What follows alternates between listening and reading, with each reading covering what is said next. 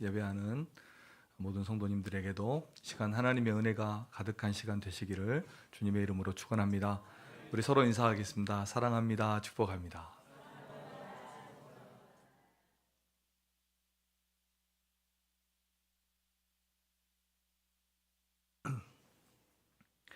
오늘 4절 말씀을 함께 읽어보겠습니다. 4절 시작. 백성이 호르산에서 출발하여 홍해길을 따라 에돔 땅을 우회하려 하였다가 길로 말미암아 백성의 마음이 상하니라. 아멘.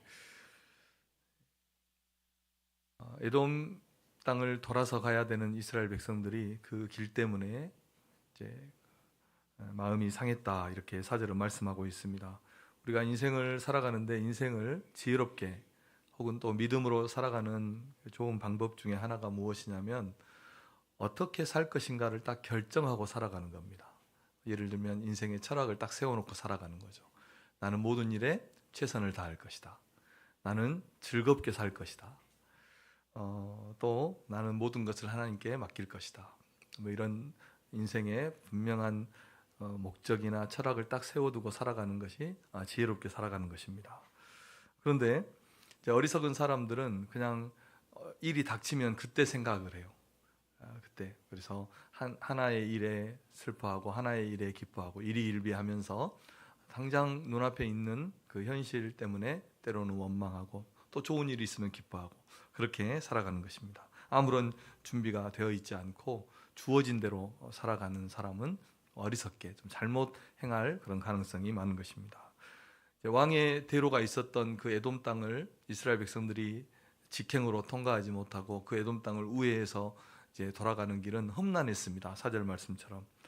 그래서 백성들이 그 길 때문에 한두 사람이 걸어간다면 충분히 걸어갈 수 있겠지만 가축과 짐들을 가지고 또 노약자들과 함께 걸어가는 길은 매우 힘들었을 겁니다. 그래서 그 길 때문에 마음이 상한 것입니다. 하지만 그들이 에돔을 돌아가는 이 험난한 길이 하나님의 뜻이었다고 받아들였다면, 하나님의 뜻으로 믿었다면 아마 그 길을 기꺼이 그 어려움을 감내했을 겁니다. 그리고 어쩌면 즐겁게 걸어갈 수도 있었을 것입니다. 똑같은 일을 앞에 두고도 그것을 어떻게 받아들이느냐에 따라서 똑같은 사건, 똑같은 일, 똑같은 길을 앞에 두고도 어떤 사람은 그것을 기꺼이 받아들이는 사람이 있는가 하면 그렇지 못한 사람도 있다는 것을 오늘 본문이 보여주고 있습니다. 이스라엘 백성들은 이 험난한 길을 돌아가면서 하나님을 원망하고 모세를 원망합니다. 자, 아주 익숙한 그 원망의 내용이 오늘 본문에도 등장하는데 5절입니다. 함께 읽겠습니다. 시작. 백성이 하나님과 모세를 향하여 원망하되 어찌하여 우리를 애굽에서 인도해 내어 이 광야에서 죽게 하는가? 이곳에는 먹을 것도 없고 물도 없도다. 우리 마음이 이 하찮은 음식을 싫어하노라 하매. 아멘. 그러니까 좋은 생각, 좋은 결정을 해놓지 않으면 이렇게 되는 것입니다. 원망하지 말라는 제목으로 2번 설교를 했습니다. 2번 설교를 했는데 이스라엘 백성이 이렇게 결단했다고 생각해요. 나는 앞으로 어떤 일이 일어나도 하나님을 원망하지 않을 거야. 이렇게 결단을 했다면 어땠을까요? 그러면 원망해서 죽는 일은 없었을 겁니다. 그래서 어떤 인생의 또 신앙에 좋은 생각을 하고 좋은 결단을 가지고 믿음으로 살아가는 일은 참 지혜로운 일이다. 또 우리는 여기에서 이 죄라는 것은 학습된다는 것을 배울 수 있습니다. 토시 하나 다르지 않죠. 어찌하여 우리를 애굽에서 인도해 내어서 이 광야에서 죽게 합니까? 언제 하나님이 죽게 하셨어요? 그런 일은 없었습니다. 그런데 그렇게 원망을 하는 것입니다. 이곳에는 먹을 것도 없고 물도 없습니다. 우리는 이 하찮은 음식을 싫어합니다. 이렇게 토시 하나 틀리지 않고 자기의 조상들이 혹은 형제들이 그렇게 원망하면서 죽어갔던 그 이야기를 다시 여기에서 쏟아내고 있는 것입니다.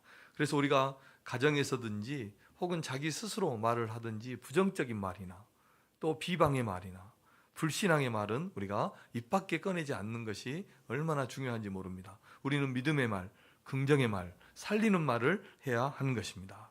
왜냐하면 말한 대로 되기 때문입니다. 들은 대로 말하는 것입니다. 보고 배운 학습은 지대한 효과를 내는 것입니다. 사람은 이 말 때문에 복을 얻기도 하고 말 때문에 화를 당하기도 하는 것입니다. 말로 인해서 살기도 하고 말로 인해서 죽기도 한다는 것을 우리가 알 수 있는 것입니다. 그리고 이스라엘 백성들이 이제 이렇게 지금은 사실 마지막입니다. 곧 있으면 모압 땅에 도착하고 모압에서 요단강 하나만 건너가면 가나안을 차지하는 이 마지막 40년을 다 보낸 이 때였거든요. 그런데 우리가 이런 마지막 순간에도 원망을 하는 그 백성들을 보면서 또 한 가지 우리가 깨달을 수 있는 것은 이 마음의 진정한 변화가 없으면 그 사람은 결코 변화되지 않은 것이다 하는 것입니다. 마음의 진정한 변화가 있어야 됩니다. 외모로는 아무리 많이 변해도 마음의 변화가 없으면 그 사람은 언제나 그 모습 그대로라는 것입니다. 위험에 처했거나 어려운 일을 당했을 때는 아무 말이나 막 쏟아내지만 조금만 지나면 그 상태, 그 모습 그대로 돌아가는 것입니다. 40년이 지나도 그 마음의 진정한 변화가 없기 때문에 똑같은 원망과 불평과 그 불평의 말들이 나오고 있는 이스라엘 자손들의 모습을 우리가 볼 수 있는 것입니다. 그래서 우리 성도는 마음의 할례를 받은 사람들입니다.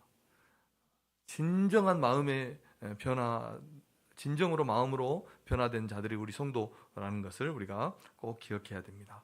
그래서 우리 성도님들에게 이 진정한 마음의 변화가 있는 우리 성도님들이 되시기를 바랍니다. 하나님께서 이스라엘 백성들의 이 원망의 말을 듣고 나서 불뱀을 보내서 그 백성들을 물게 하셔서 많은 사람이 죽게 되었습니다. 그때 백성들이 회개하면서 부르짖습니다. 우리가 잘못했으니까 우리를 용서해 주십시오. 이렇게 하니까 하나님께서 노뱀을 만들어서 그들을 다시 살게 하시는 이런 것이 오늘 본문의 내용입니다. 그래서 이 사건을 통해서 그 이스라엘 백성들을 향한 하나님의 마음이 어떠한 마음이었는지를 우리가 좀 배우고자 합니다. 첫 번째로 이 하나님의 마음을 알 수 있는 그 첫 번째 그 사건이 있는데 그것이 무엇이냐면 불뱀을 물려서 죽게 했는데 하나님께서 모세의 기도를 들어주셔서 혹은 이스라엘 백성들의 기도를 들어주셔서 그들을 고쳐주시고 낫게 하시고 살게 하셨다는 것입니다. 이스라엘 백성들이 모세와 하나님을 원망하니까 하나님께서 불뱀을 보내서 물게 했죠. 그때 백성들이 모세에게 이렇게 말을 합니다. 7절입니다. 7절 함께 읽겠습니다. 시작. 백성이 모세에게 이르러 말하되 우리가 여호와와 당신을 향하여 원망함으로 범죄하였사오니 여호와께 기도하여 이 뱀들을 우리에게서 떠나게 하소서. 모세가 백성을 위하여 기도하매. 아멘. 그러니까 모세가 백성을 위해서 기도하고 백성도 기도한 거죠.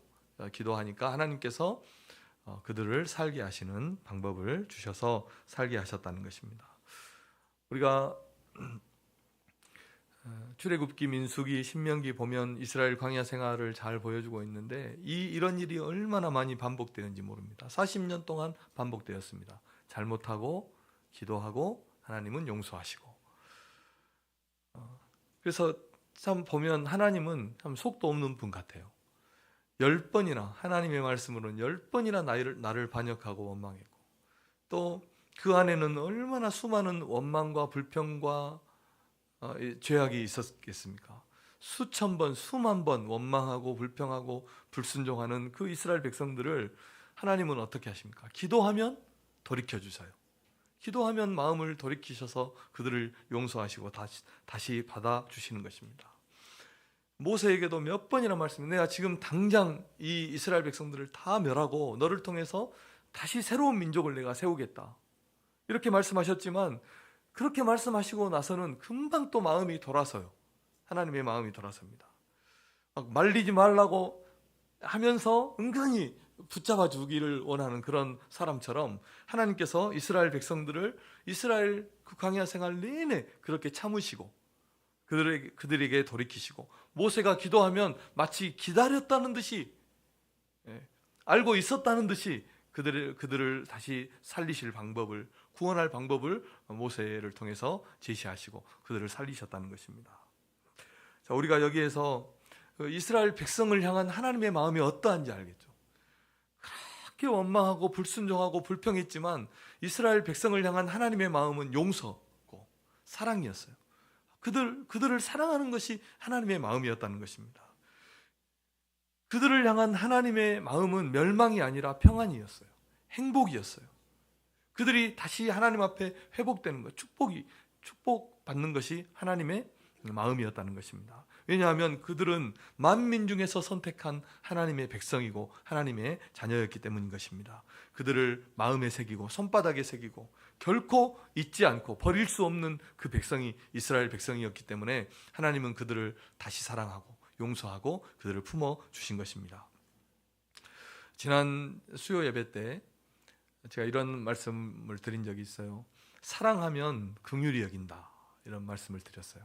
그래서 우리가 사랑하는 사람은 부부라든지 부모님과 자녀라든지 또 형제라든지 사랑하는 사람은 어때요? 보면 볼수록 측은한 마음이 들어요. 이상하죠? 사랑하면 측은한 마음을 갖는 거예요. 불쌍히 여겨져요. 이제 아직 그런 마음이 안 들면 조금 더 살아봐야 돼요. 그래서 우리가 자녀들을 어떻게 합니까? 다른 자녀 같으면 100번, 1000번 더 내치죠. 그런데 우리 자녀는 어때요? 우리 자녀는 그 마음이 부모님의 그 마음이 혼자 돌아버려요. 그냥 스스로 돌이켜요. 마음이 화가 났다가도 그 마음이 돌아서는 거예요. 이것이 그 백성을 향한, 우리를 향한 하나님의 마음이라는 것입니다. 제가 어렸을 때 어렸을 때는 잘못을 많이 하잖아요. 어렸을 때도 죄인이에요. 그래도 잘못을 많이, 어머니가 매를 많이 때리셨어요. 참 많이 맞았던 것 같아요. 우리 외할아버지가 이제 서당 훈장님이셨거든요. 그래서 아주 예의 범절을 잘 가르치셨는데, 아니 무녀 동남인 하나밖에 없는 아들이 어디 때릴 데가 있다고 그렇게 많이 때리셨어요. 그런데 얼마나 서러웠겠습니까? 하나밖에 없는 아들을 그렇게 때리니까. 그런데 그렇게 때리고 나면 항상 안아주시고 그 맞은 데를 이렇게 쓰다듬어 주시고, 뭐 약을 바를 정도는 때리지 않으셨겠죠.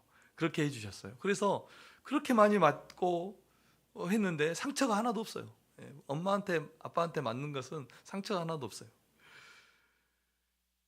그래서 우리 어머니를 생각해 보니까 잘못한 것은 매를 들어서 아프게 때리셨지만 그 어렸을 때 그 아파하는 아들이 그 아픈 거예요. 엄마 마음이 아픈 거예요. 그런 마음이 이제 조금 느껴져요. 그 마음에는 아직도 닿지 못하지만 그런 마음을 제가 지금은 조금 느껴요. 하나님이 우리를 사랑하신다면 이렇게 사랑하시는 것 같아요. 왜냐하면 세상에서는 비교할 사랑이 없기 때문에 천년을 하루를 천년같이 기다리고 바라보고 참으시고 용서하시고 사랑하시는 그 은혜가 우리를 향한 하나님의 사랑인 줄로 믿습니다. 하나님은 우리에게서 한순간도 눈을 떼지 않으셔요. 우리를 용서하시고 사랑하시는데 그 사랑하는 일을 잠시도 머뭇거리지 않으셔요. 계산하지 않는 사랑. 우리가 하나님의 자녀이기 때문에 물론 우리를 근실하게 징계하시지만 우리가 그 하나님 앞에 나아가면 우리를 고치시고 우리를 위로하시고 회복하시는 그 은혜의 하나님이심을 우리가 믿으시기를 주님의 이름으로 축원합니다. 우리는 그 하나님께 나아가야 되죠. 하나님은 우리가 말하기 전에, 우리가 구하기 전에 우리에게 무엇이 필요한지, 우리가 무엇을 구할 것인지 우리 다 알고 계시는 것입니다. 그리고 기도할 마음만 먹어도 그 기도의 응답을 준비하시는 분이 우리 하나님이신 거예요. 우리가 오늘 예배 시작하면서 드렸던 찬양이 있잖아요. 우리의 신음에도 응답하시는 그 하나님이죠. 하나님은 우리의 반석이시고 우리의 요새시고 우리를 건지시는 분이십니다. 우리의 방패가 되시고 환난 날에 우리가 피할 하나님이심을 믿습니다.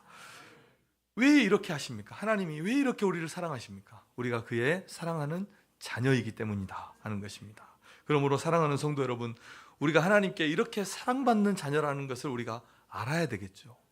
우리가 이렇게 하나님께 사랑받는 자녀임을 알고 그 사랑을 받기도 하고 또 누리기도 하고 줄 줄도 베풀 줄도 아는 우리 성도님들 다 되시기를 주님의 이름으로 축원합니다.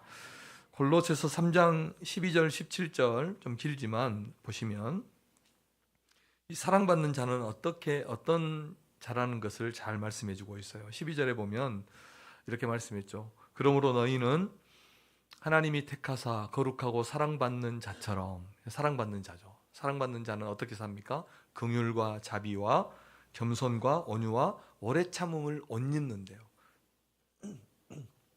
그렇게 옷을 아예 입는다는 겁니다.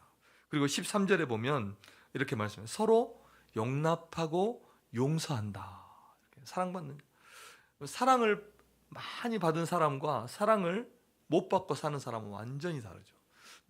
짐승들 이렇게 우리가 영상들을 보면 이 학대를 받은 짐승과 사랑을 받은 짐승은 완전히 달라요. 사람을 대하는 게 다릅니다. 그래서 정말 사랑받는 자녀는 서로를 용납하고 용서하는 그런 삶을 살아가는 겁니다. 또 14절을 보시면 이 모든 것 위에 사랑을 더하라 이렇게 말씀했어요. 용서하고 또 사랑해요. 그리고 16절을 보면 그리스도의 평강이 너희 마음을 주장하게 하라. 사랑받는 하나님의 자녀들이 어떤 삶을 살아가야 되고 어떤 옷을 입어야 되는지, 용서하고 사랑하고 하나님의 평안이 그 마음 안에 있고 또 감사하는 자가 되라고 말씀했습니다. 16절을 한번 읽어볼까요? 16절 시작.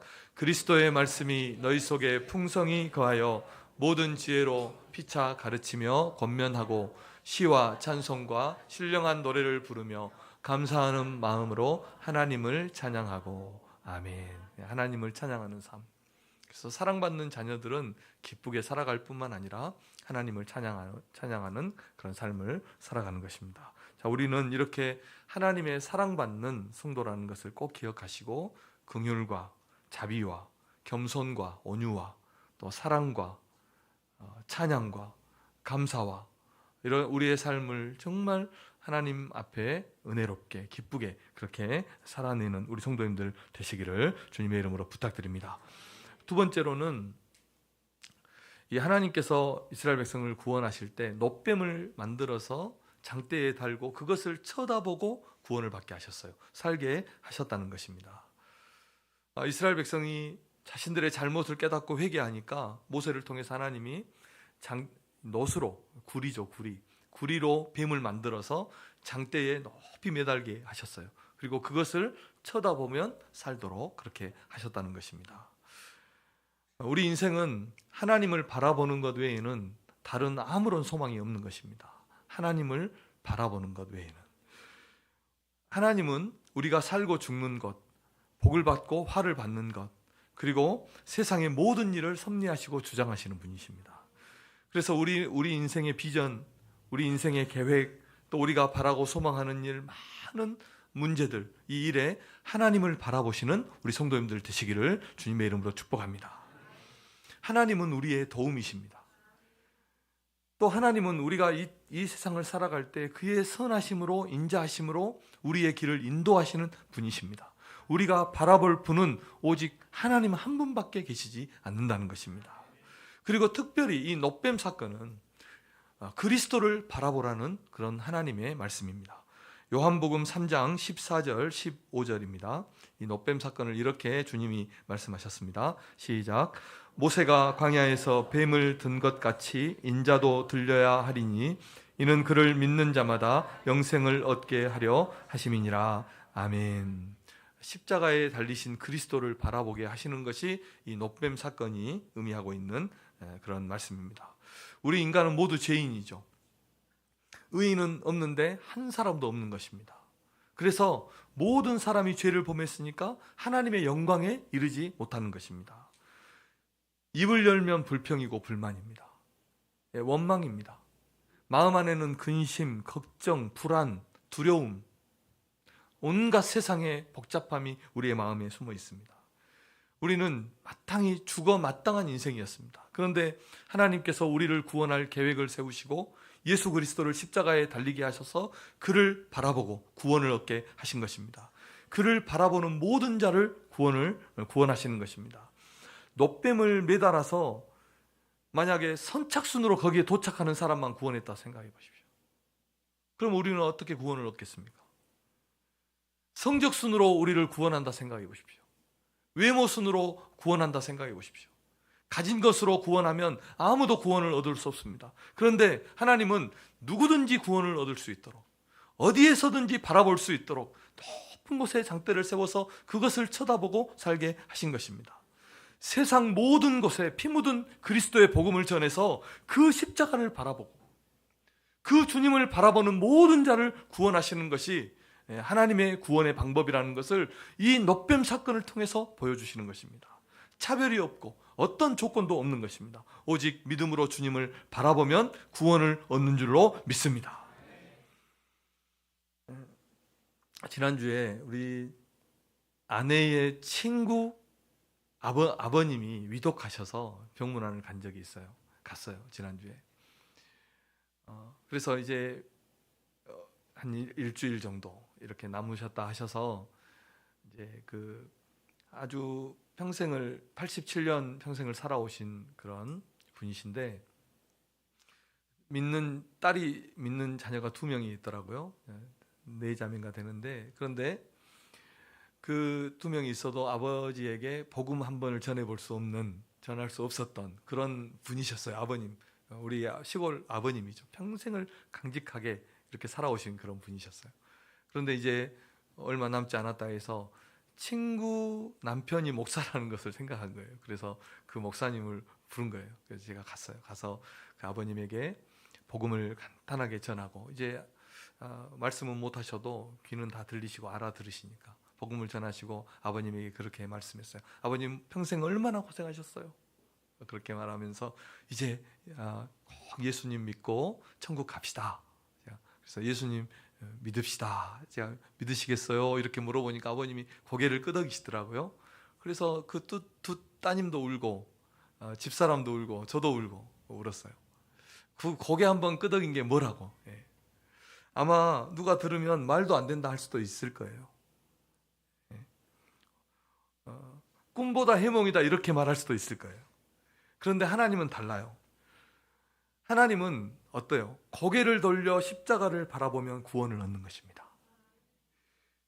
예수 그리스도께서 나의 죄를 위해서 죽으시고 부활하셨다는 것을 마음에 믿으면 구원을 얻는 줄로 믿습니다. 그 한 번 인정하는 것이, 그 한 번의 고백으로 충분하다는 겁니다. 그리고 이제 어제 그 아버님 장례를 다 치르셨겠죠. 오늘 8절 9절을 보면 이렇게 말씀했습니다. 여호와께서 모세에게 이르시되 불뱀을 만들어 장대 위에 매달아라. 물린 자마다 그것을 보면 살리라. 모세가 놋뱀을 만들어 장대 위에 다니 뱀에게 물린 자가 놋뱀을 쳐다본 즉 모두 살더라. 아멘. 놋뱀 쳐다보면 사는 거예요. 정말 있을 수 없는 일이죠. 믿을 수 없는 일이죠. 그것을 보면 살리라. 쳐다보면 살리라. 이렇게 말씀합니다. 바라보면 구원을 얻는 것입니다. 그리고 물린 자마다 사는 거예요. 물린 자가 그것을 쳐다본 즉 모두 살았다고 오늘 본문은 증거하고 있는 것입니다. 누구든지 그 십자가를 바라보면, 그리스도를 바라보면 구원을 얻는다는 것입니다. 마지막 3번째로, 바라본다는 것은 믿는다는 것입니다. 믿음으로 그리스도를 바라볼 때 구원을 얻는 것입니다. 바라본다, 믿는다 같은 말입니다. 쳐다본다, 바라본다는 것은 단순히 우리의 눈으로 무엇을 보는 행위를 넘어서 그 대상에 대한 관심이나 또 주의를 기울이는 것입니다. 특히 성경에서 바라본다는 것은 어떤 세상의 무엇을 바라본다는 이런 뜻이 아니라 하나님 나라를 소망한다, 하나님을 바라본다, 그리스도를 바라본다 할 때 바라본다는 말을 쓰는 것입니다. 그런 의미에서 바라본다는 것은 믿는다는 말인 것입니다. 하나님께서 놋뱀을 장대 위에 높이 매단 것은 그들이 그리스도를 바라보도록 하신 것이었어요. 성경이, 요한복음이 정확하게 증거해 주고 있는 것입니다. 우리 인생은 그리스도를 믿을 때, 그리스도를 바라볼 때 구원을 얻는 것입니다. 예수님이 우리 죄를 위해서 십자가의 죽으심을 믿을 때, 그 십자가를 바라볼 때 구원을 얻는 것입니다. 하나님은 이 사건을 통해서 온 세상의 모든 사람들이 십자가에 달리신 그리스도를 바라보도록, 십자가에 달리신 그리스도를 믿고 구원을 얻는 그 복음을 이곳에서부터 전하고 계신다는 것을 우리 성도님들이 믿으시기를 바랍니다. 그래서 우리 성도님들은 나를 위해서, 나의 죄를 위해서 십자가에 달리신 그 그리스도를, 예수 그리스도를 믿고 구원 얻는 우리 모든 성도님들 되시기를 주님의 이름으로 축복합니다.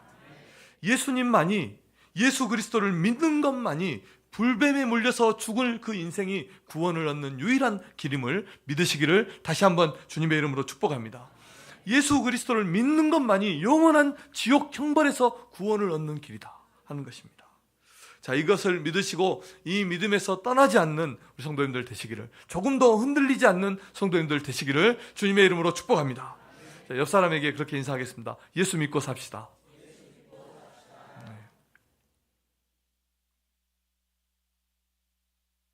그리고 이 믿음은 그리스도가 십자가에 죽으셨을 뿐만 아니라 부활하셨고 승천하시고 그분이 우리의 영원한 주가 왕이 되셨다는 것을 믿는 그 믿음을 포함하고 있습니다. 그래서 예수님을 우리가 믿는다는 것은 그분이 지금도 살아계심을 믿는 것입니다. 그래서 우리를 인도하시고 때에 따라서 우리를 도우시고 또 지켜주시고 보호하시고 영원한 주님의 나라에까지 우리를 들어가게 하시는 분이심을 우리가 믿는 것입니다.